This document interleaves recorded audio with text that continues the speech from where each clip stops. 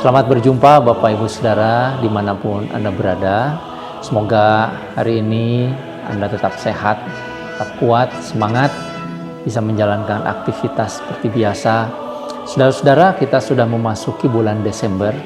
Sebagaimana yang sudah saya sampaikan, di bulan ini kita akan melihat bagaimana pengharapan yang Tuhan berikan kepada Adam dan Hawa, yang meskipun mereka sudah terusir dari Taman Eden, tetapi mereka tetap diberikan pengharapan sehingga keselamatan dari dosa-dosa mereka tetap mereka bisa dapatkan. Hukuman Tuhan atas dosa-dosa mereka bisa terluput kalau mereka beriman kepada Tuhan. Nah, tetapi saudara-saudara, bagaimana hukuman itu bisa diluputkan? Harus ada penggantian, harus ada penebusan. Waktu yang lalu saya sudah menyampaikan bahwa penebusan itu digambarkan atau disimbolkan melalui pengorbanan seekor binatang. Dan pada saat ini, saudara-saudara, di bulan Desember ini kita akan melihat bahwa gambaran itu akan diwujudkan oleh Tuhan melalui pertama kali melalui nubuatan-nubuatan. Janji keselamatan itu akan disampaikan, lalu pada pertemuan berikutnya selama Desember ini kita akan melihat penggenapan dari nubuatan itu. Jadi saudara, hari ini kita akan melihat bahwa janji keselamatan yang Tuhan sampaikan kepada Adam dan Hawa itu dilanjutkan terus, disampaikan terus dari zaman ke zaman, dan kita akan melihat sepanjang lintasan sejarah perjanjian lama. Janji itu tetap diingatkan, disampaikan oleh Tuhan kepada para nabi, kepada para tokoh Alkitab yang dicatat di dalam Alkitab, sehingga kita bisa melihat sebenarnya saudara-saudara, perjanjian lama itu berisi atau pokok pikirannya, tema utamanya adalah mengenai janji keselamatan yang Tuhan berikan, Tuhan buatkan supaya terjadilah keselamatan, supaya keselamatan itu bisa digenapi. Nah, saudara-saudara, kita akan melihat mulai dari generasi-generasi yang terdekat dari Adam. Ya, saudara, kalau membaca perjanjian lama mulai dari kitab Kejadian, sesudah Adam dan Hawa, lalu kemudian ada tokoh Alkitab yang sangat menonjol, yang menjadi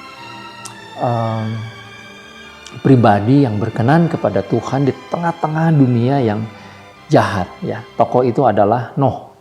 Ya. Nah, saudara, kita akan membaca Kejadian pasal 9 ayat 26.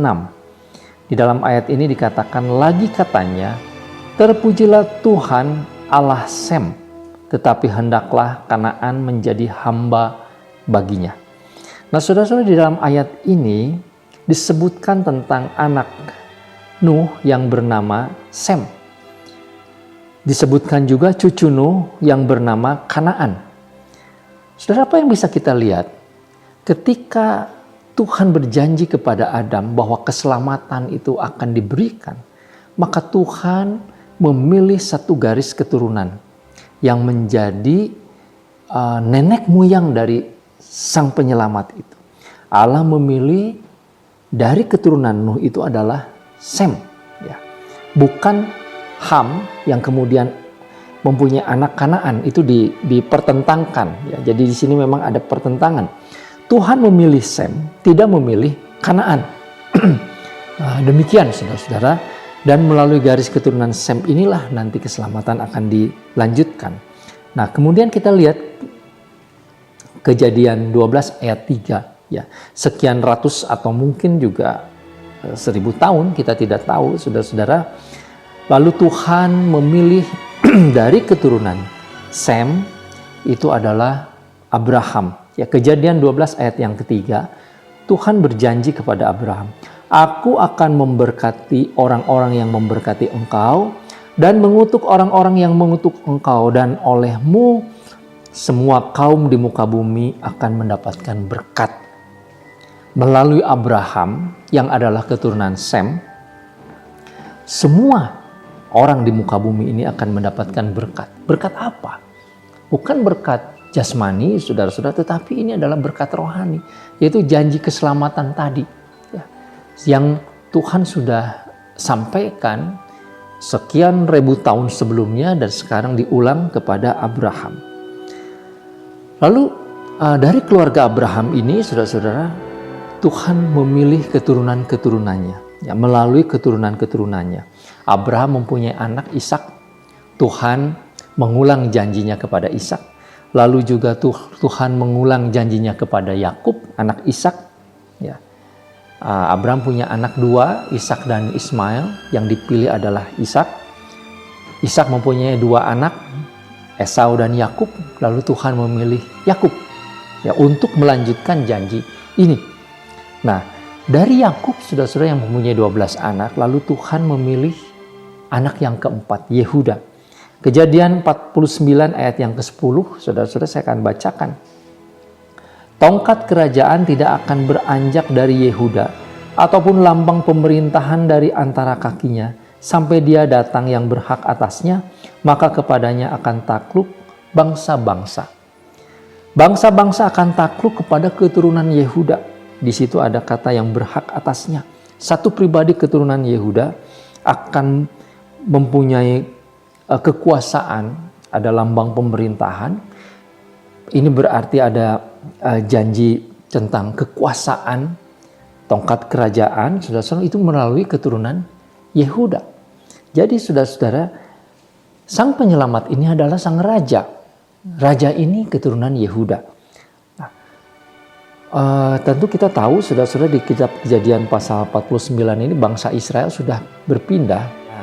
Di Mesir mereka tinggal kira-kira 400 tahun lebih, ya, 430 tahunan. Beranak cucu, lalu kemudian mereka menjadi bangsa yang besar, tetapi menjadi bangsa yang tertindas. Lalu Tuhan memindahkan, membawa mereka ke tanah perjanjian dipimpin oleh Musa. Itu sudah lama sekali, saudara-saudara, 500 tahun lebih.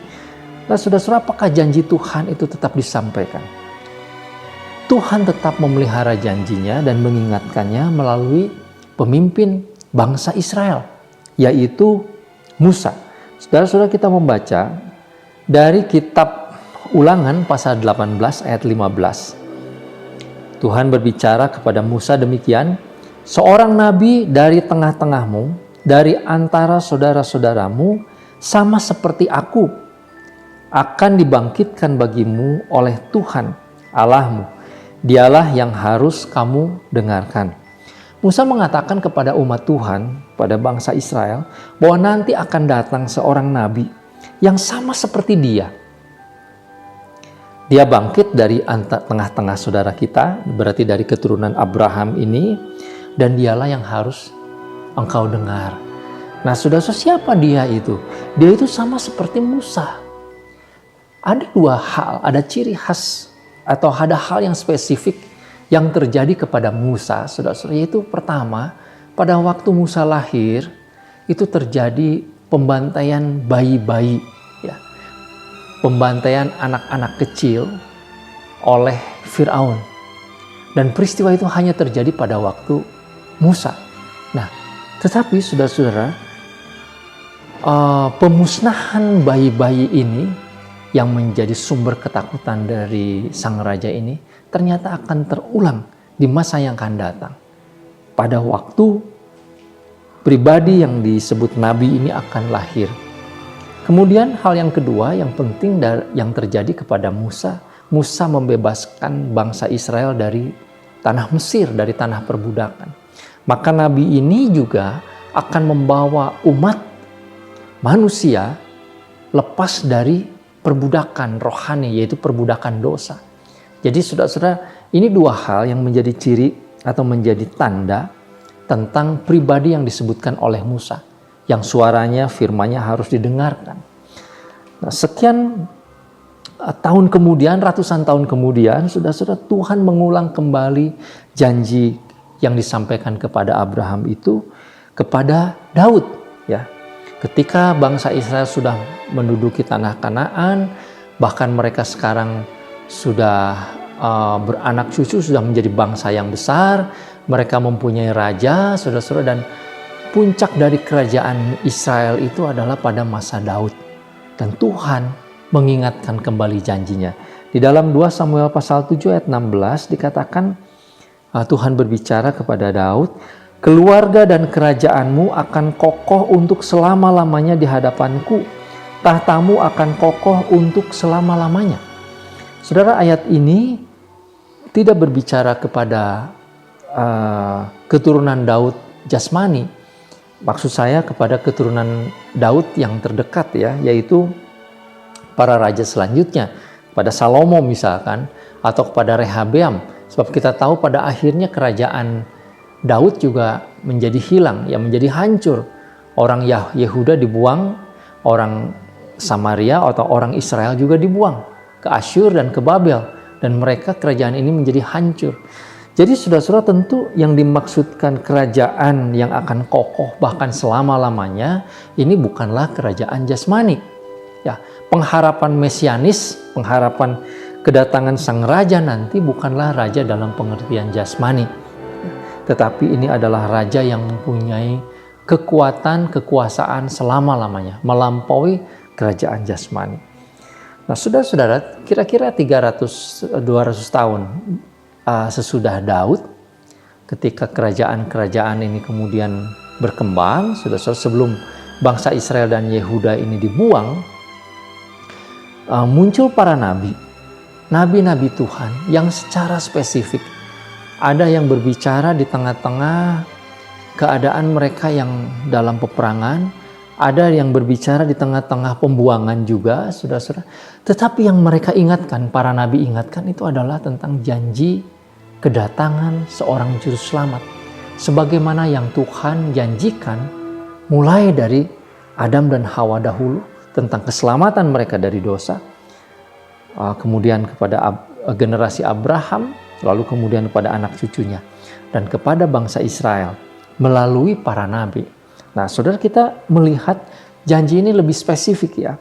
Yesaya 7 ayat 14.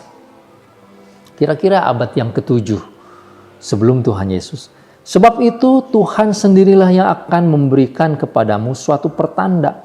Sesungguhnya seorang perempuan muda mengandung dan akan melahirkan seorang anak laki-laki, dan ia akan menamakan dia Immanuel.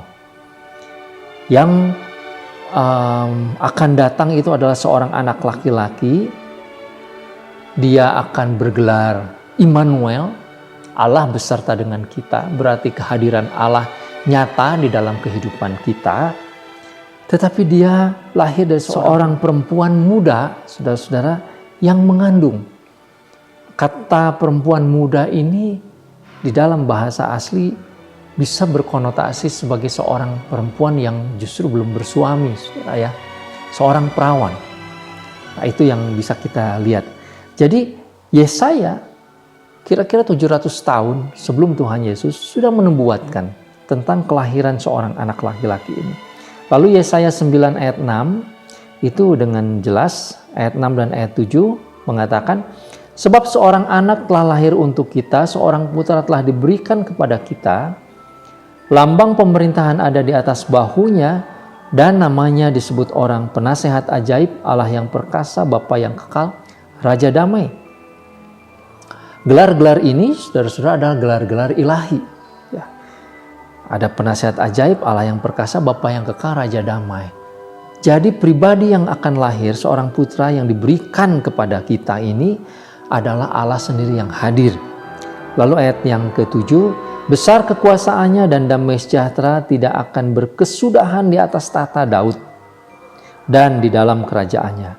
Jadi saudara-saudara, sang raja ini yang kekuasaannya besar membawa damai sejahtera tidak berkesudahan selama-lamanya di atas tahta Daud. Jadi jelas saudara-saudara, Nabi Yesaya menubuatkan tentang satu pribadi, seorang raja yang besar yang akan menjadi penyelamat.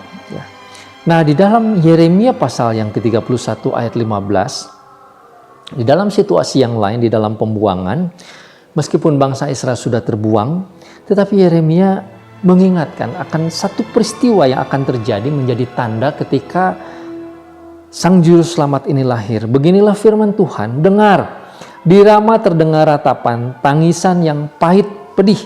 Rahel menangisi anak-anaknya, ia tidak mau dihibur karena anak-anaknya sebab mereka tidak ada lagi. Saudara nanti bisa membaca di Injil Matius pasal yang kedua, merupakan rujukan atau penggenapan. Apa yang dikatakan Nabi Yeremia ini adalah peristiwa tidak lama sesudah Tuhan Yesus dilahirkan. Itu terjadi pembunuhan massal kepada bayi-bayi, persis seperti yang terjadi pada zaman Musa. Jadi sebagaimana Musa dulu menyampaikan bahwa Nabi yang akan datang itu akan sama seperti dia, begitulah yang terjadi kepada Yesus ketika Yesus lahir. Terjadi ratap tangis karena pembantaian bayi-bayi. Dan yang terakhir, saudara-saudara, yang ingin saya tunjukkan adalah dari kitab Mika pasal 2, ya, ayat yang pertama. Dinubuatkan tentang kelahiran dari sang bayi ini. Tetapi engkau, hai Betlehem, hai yang terkecil di antara kaum-kaum Yehuda, dari padamu akan bangkit bagiku seorang yang akan memerintah Israel, yang permulaannya sudah sejak purbakala, sejak dahulu kala.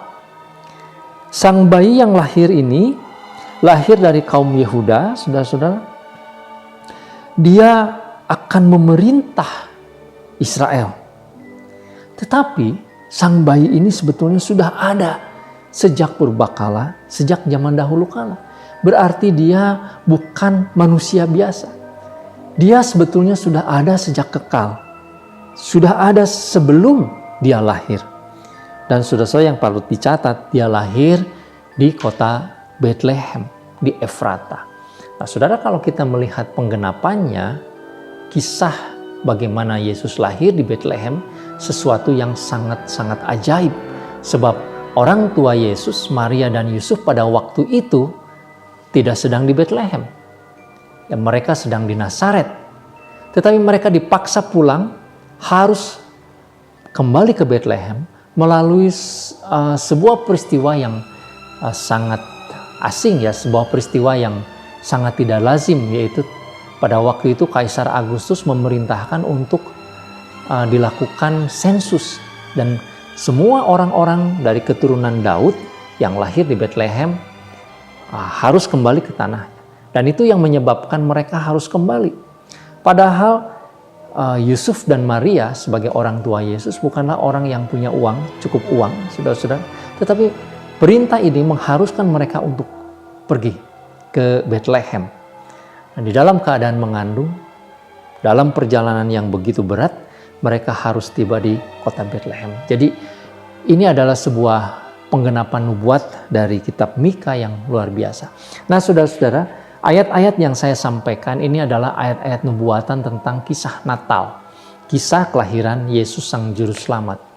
Yang ingin saya sampaikan adalah begini, bahwa kelahiran Yesus itu menjadi sangat istimewa karena berulang kali sepanjang zaman, lebih dari 2000 tahun sebelumnya, bahkan dari zaman sebelum Abraham, 2000 tahun sebelum Yesus, bayangkan saudara-saudara, 2000 tahun lebih, itu janji sudah disampaikan, sudah diingatkan, berulang-ulang diingatkan. Tuhan memilih bangsa yang khusus untuk menjadi nenek moyang dari kelahiran Sang Juru Selamat. Sehingga saudara-saudara, kelahiran Yesus itu adalah kelahiran yang sangat istimewa. Kelahiran Yesus Sang Juru Selamat bukanlah kelahiran pribadi yang biasa, karena berulang kali juga dikatakan oleh para nabi, dia adalah Sang Ilahi itu sendiri. Dia Allah yang hadir, dia Immanuel, dia Raja Damai, Raja yang kekal, dia adalah Sang Raja yang datang. Saudara-saudara, bagi kita seharusnya nubuatan-nubuatan perjanjian lama yang dicatat, yang jelas dicatat, yang diulang, yang menjadi pengharapan bagi bangsa Israel ini, harusnya menjadi kekuatan bagi kita, menjadi keyakinan bagi kita, harusnya menjadi satu pedoman bagi kita, bahwa yang lahir di Bethlehem 2000 tahun yang lalu itu adalah Sang Juru Selamat sesuai dengan janji Tuhan. Tuhan yang menjaganya sehingga janji itu bisa tergenap. Sehingga tidak salah lagi, saudara-saudara, dialah Sang Juru Selamat. Itu adalah pesan Natal yang penting yang kita harus mengerti. Nah, pada kesempatan berikut, saudara, kita akan melihat bagaimana kisah Natal ini bisa terjadi di dalam pemeliharaan Tuhan. Dan ada banyak hal yang sangat spesifik, ya, yang sangat penting sekali kita mengerti bahwa betul-betul peristiwa Natal itu adalah kehadiran Allah di dalam dunia ini. Tuhan Yesus memberkati kita. Mari kita berdoa. Tuhan, tolong kami supaya kami bukan hanya merayakan Natal sebagai sebuah kebiasaan di dalam kesibukan dan kegembiraan duniawi, tetapi kami mengingat bahwa untuk sebuah peristiwa yang demikian penting, Tuhan Allah sudah menyiapkan ribuan tahun melalui para nabi dan orang-orang percaya untuk mempersiapkan peristiwa yang besar ini. Sehingga kami menjadi yakin, Tuhan, bahwa kehadiran Yesus Sang Juru Selamat adalah kehadiran Engkau sendiri di dalam dunia. Terima kasih Bapa di surga, di dalam nama Tuhan Yesus kami berdoa. Amin. Tuhan Yesus memberkati, sampai berjumpa kembali.